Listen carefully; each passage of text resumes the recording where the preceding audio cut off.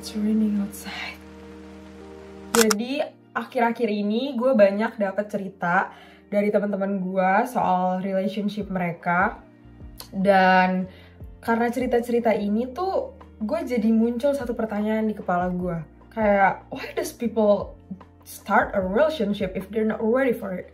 Dan gue juga nggak jarang ngeliat orang-orang yang hubungannya udah bertahun-tahun gitu ya, terus kandas karena entah selingkuh lah. Itu banyak banget ya, kayak tahun lalu tuh gue banyak banget mendengar berita perselingkuhan di Twitter gitu.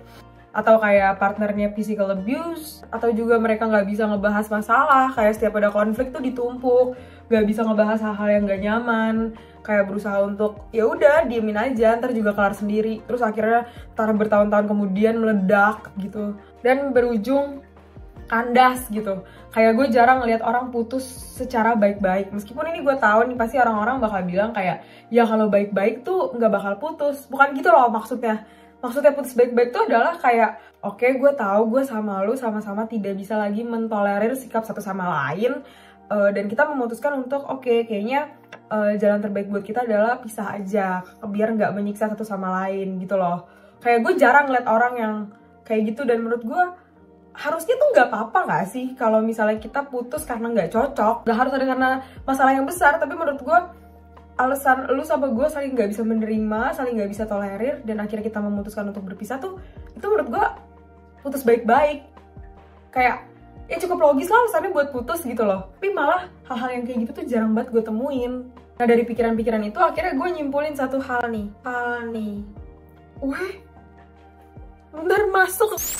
Udah gue lap, aman. Nah dari pemikiran gue ini, gue jadi dapat kesimpulan kalau sebenarnya banyak dari kita tuh yang mulai hubungan tapi nggak bener-bener mikir apakah lu udah cukup sama diri lu sendiri, atau kayak apakah lu udah mempersiapkan hal-hal apa sih sebenarnya yang harus lu persiapin, minimal lu punya ini gitu loh sebelum lu mulai hubungan sama orang.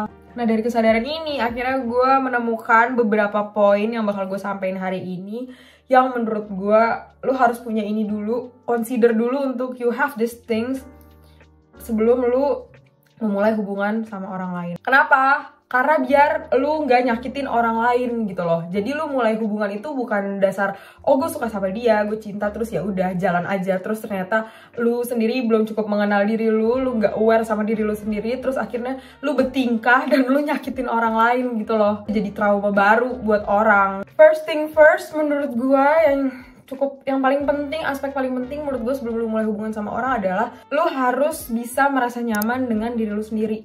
Di sini tuh dalam artian gini, kalau nggak ada orang lain di sekitar lu tuh tetap bisa keep on track. Bukan artinya lu penyendiri juga ya, maksudnya kayak lu kalau ada orang lain di sekitar lu oke. Tapi kalau orang lain lagi nggak ada di sekitar lu tetap oke, dan lu tetap bisa ngejalanin hari-hari lu. Karena gue lihat banyak orang yang ngejalanin hubungan karena kesepian, karena bosan gitu, kayak sendiri tuh kayak nggak nyaman gitu. Jadi maunya ada orang buat nemenin mereka sehari-hari. Dan selain nyaman sama diri sendiri, lu juga harus tahu value lu apa. Maksudnya dalam artian kayak ya lu cukup mencintai diri lu sendiri gitu loh. Karena ya kalau lu nggak sayang sama diri lu sendiri, gimana ceritanya lu berharap orang tuh sayang sama lu gitu. Dan gue yakin orang yang udah enough sama dirinya sendiri, udah ngerasa cukup, ngerasa fulfill, kalau misalnya ketemu sama partner yang nggak pedean, insecurean, terus ntar kan pasti itu akan berkembang tuh jadi sifat-sifat yang kayak penuh dengan anxiety gitu, penuh dengan ketakutan. Orang tuh pacaran sama orang kayak gitu sekali dua kali, oke lah, mereka pasti bakal nge-support lu. Tapi kalau terus-terusan kayak gitu, lama-lama orang enak juga, pasti capek karena energi mereka untuk nge-support mental lu tuh pasti bakal terkikis juga lama-lama. Makanya gue nggak suka sama konsep-konsep yang bilang kalau oh kita tuh berpasangan tuh untuk mengisi satu sama lain gitu. No, menurut gue tuh konsepnya miss banget sih. Karena harusnya kalau lu tahu ada yang kosong dalam diri lu bukan nyari orang lain buat ngisi itu, tapi itu tanggung jawab lu untuk mengisi hal yang kosong itu gitu loh. Karena kita bertanggung jawab sama diri kita masing-masing cuy. Kalau misalnya lu berharap orang untuk mengisi kekosongan lu, ya akhirnya itu akan jadi tuntutan baru dalam suatu hubungan yang menurut gue itu akan jadi beban gitu loh. Kita nggak coba normalize buat memulai hubungan itu dengan keadaan kita tuh sama-sama udah penuh, udah cukup dengan diri kita sendiri. Kayak kita tuh cinta kita buat diri kita sendiri tuh udah full gitu loh. Karena kita udah full, makanya kita mau bagiin ke orang. Kalau misalnya lu sendiri sama diri lu masih kurang, lu masih nggak sayang sama diri lu sendiri, lu merasa ada yang kosong, lu berpasangan tuh apa yang mau lu bagi ke orang? Harusnya kan kalau misalnya lu sayang sama orang tuh lu berbagi, lu saling berbagi.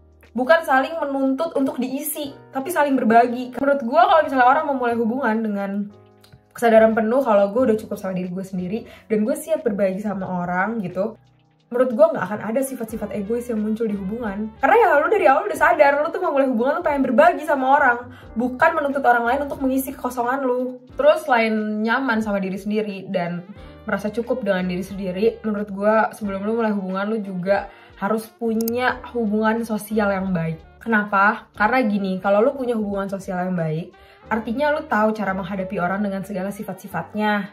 Lu tahu cara behave, lu tahu etikanya gimana, lu tahu cara menghargai orang lain. Karena gue ngeliat banyak banget kayaknya orang berpasang-pasangan, mereka cinta, gue tahu mereka sayang sama pasangannya, tapi mereka nggak respect.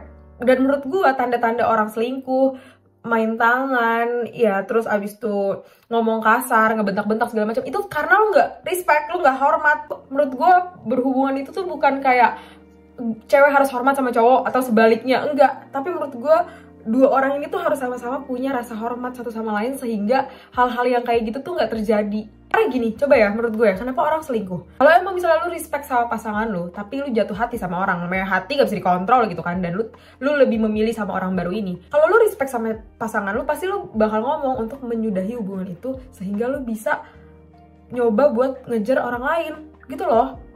Sama orang yang bentak-bentak, ngomong kasar, terus habis itu main tangan, itu tuh menurut gue karena lu gak punya rasa respect sama pasangan lu sehingga lu bisa berbuat kayak gitu. Lu merasa lu punya kehendak atas orang lain sampai segitunya, yang padahal sebenarnya lu gak punya. Jadi kalau lu masih kesulitan untuk menghadapi sifat-sifat orang, lu masih kesulitan dalam bersosial, lu masih banyak masalah sama orang karena sifat-sifat lu, kelakuan lu masih jadi problematik, mending daripada cari pasangan, lu benerin dulu bagaimana hubungan sosial lu sama orang. Karena gini, kalau lu ngadepin orang dari sifat terluarnya aja nggak bisa, gimana lu berpasangan sama orang? Karena berpasangan sama orang itu, lu akan melihat dia ke hal-hal yang paling dalam di diri dia yang mungkin bisa jadi lu nggak suka. Gimana lu mau menghadapi sifat-sifat itu kalau misalnya lu nggak bisa menghadapi sifat terluar orang? Yang ketiga, menurut gue lu juga harus punya tujuan hidup dan mimpi. Gue menormalize bahwa pacaran itu buat menikah. Nah masalahnya, orang gak akan bisa nge-achieve itu kalau dia sendiri gak tahu tujuan hidupnya buat apa. Kenapa lu harus punya tujuan hidup dulu sebelum lu punya pasangan?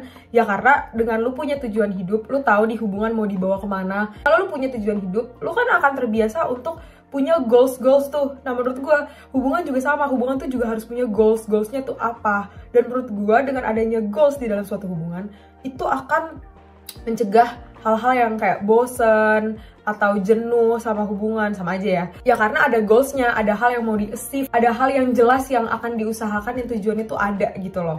Tapi kalau hubungan gak ada tujuan, ya jadinya ya udah mengambang-ambang, gak tahu mau dibawa kemana, dan kayak gitu kan pasti lama-lama jenuh menurut gue ya. Nah, dalam perjalanan lu mencapai goals lu itu kan lu pasti akan menemukan hal-hal yang gak nyaman kan. Ketika lu punya tujuan hidup, lu kan pasti mau gak mau lu akan menghadapi semua rasa gak nyaman itu untuk dapet apa yang lu mau. Nah menurut gue, sebelum lu memulai suatu hubungan, lu juga perlu punya kemampuan untuk menghadapi rasa-rasa yang gak nyaman. Karena dalam suatu hubungan itu bakal banyak konflik yang sangat tidak nyaman yang harus lu selesaikan. Jadi menurut gue, kemampuan lu untuk menghadapi rasa-rasa tidak nyaman ini akan berpengaruh sekali ke gimana nanti lu berkomunikasi. Kata-kata communication is a key itu bisa terrealisasikan. Lu jadi bisa untuk membahas konflik tanpa lu harus merasa terserang ketika partner lu ngomong tentang perasaan dia misalnya yang tidak sesuai dengan ego lu gitu.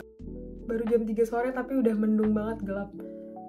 Misalnya contoh ketika partner lu bilang, aku ngerasa nggak disayang, aku ngerasa nggak nyaman ketika aku ngelihat kamu ngelakonin itu gitu misalnya. Nah kalau lu terbiasa menghadapi rasa nggak nyaman, udah lu bisa melihat itu sebagai oke, emang partner gue ini lagi ngomongin aja apa yang dia rasain, tapi belum tentu itu benar, tapi perasaan dia valid.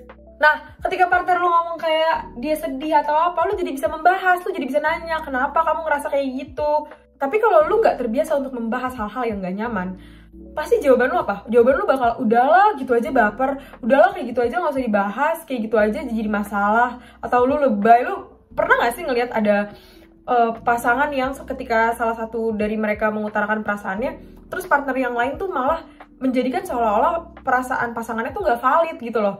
Itu menurut gua, itu karena apa? Karena pasangannya nggak mau ngedenger hal-hal yang tidak sesuai dengan kemauan dia. Jadi nggak usah dibahas lah gitu loh. Kayak, lu lebay banget sih ngerasa kayak gitu. Padahal sebenarnya ya udah sih, itu cuma perasaan doang, dengerin aja.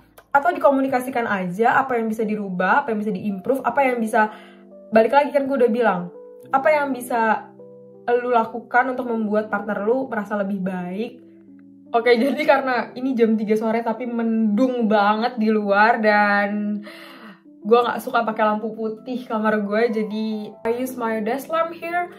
Dan menurut gue, ketika lu punya kemampuan untuk membahas hal-hal yang gak nyaman, itu akan membuat lu jadi punya kemampuan komunikasi yang lebih baik juga. Karena gue lihat dari banyak hubungan itu, orang-orang gak bisa nyelesain konflik di tengah-tengah hubungan mereka ya karena kemampuan komunikasinya ini gak ada. Dan salah satu kemampuan komunikasi menurut gue juga membahas hal-hal yang gak nyaman buat lu. Kalau lu bisa membahas hal-hal yang gak nyaman, lu akan bisa mengutarakan perasaan lu meskipun itu tidak menyenangkan, dan lu juga bisa mendengarkan perasaan partner lu meskipun itu tidak menyenangkan hati lu juga. Dan ketika semua permasalahannya terjabarkan, lu sama pasangan lu bisa nyari solusinya bareng-bareng. Jadi nggak ada konflik yang berkelanjutan atau harus tunggu bertahun-tahun dan meledak dulu baru terbahas. Oh, it starts raining again. Dan menurut gue salah satu hubungan yang dewasa itu adalah bisa tahu prioritas sih. Kapan lu harus mendahulukan pasangan lu, kapan lu harus mendahulukan kerjaan lu. Dengan lu punya prioritas, lu kalau ada konflik dan lu tahu ini penting buat dibahas, lu juga pasti gak akan menunda-nunda untuk ngebahas itu juga. Terus lu juga harus punya hobi. Kenapa lu harus punya hobi? Biar lu punya kehidupan, lu punya kegiatan. Jadi kalau pas pasangan lu gak ada, lu gak nyariin dia, lu gak ngerasa kayak aduh gue ngapain ya. Lu punya kegiatan. Yang menurut gue hobi juga adalah salah satu hal yang bisa membuat lu nyaman sama diri lu sendiri adalah dengan lu punya hobi. Lu punya hal yang lu suka, lu punya hal yang membuat lu jadi grow, lu punya hal yang membuat lu merasa lebih hidup, lu punya hal yang membuat lu fun buat ngejalanin hidup gitu loh. And last but not least, menurut gue ini please banget, yang terakhir ini penting banget, please jangan pacaran dulu, jangan berhubungan dulu kalau lu belum bisa ngasilin duit sendiri, belum bisa mandiri secara finansial, tidak bergantung lagi sama orang tua. Kalau lu belum bisa itu, lu jangan pacaran dulu. Hubungan atau let's say pacaran, itu tuh pasti ngeluarin uang. Kayak lu untuk bonding sama mereka, lu kan pasti akan melakukan kegiatan banyak hal, misalnya nonton, jalan-jalan, makan bareng, ke kafe deh sekedar lu nongkrong untuk ngobrol, untuk tahu lebih lanjut. Itu semua kan perlu uang gitu loh.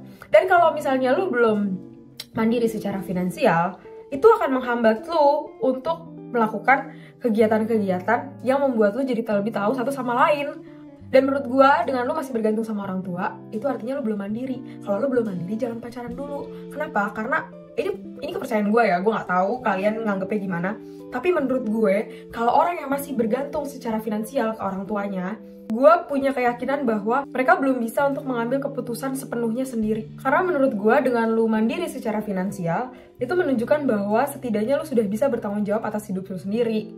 Tapi di sini maksudnya bukan kayak, oh mandiri secara finansial artinya lu mengambil keputusan tanpa mempertimbangkan pendapat orang tua lu sama sekali, bukan gitu ya. Tapi lebih ke mau lu nanya pendapat orang tua lu, pendapat temen lu, pendapat siapapun, tetap keputusan yang lu ambil itu adalah keputusan yang memang itu secara sadar lu pengen gitu loh. Nah masalahnya menurut gua, kita punya kebebasan dalam pengambilan keputusan cuman kalau lu udah bisa berdiri di kaki sendiri.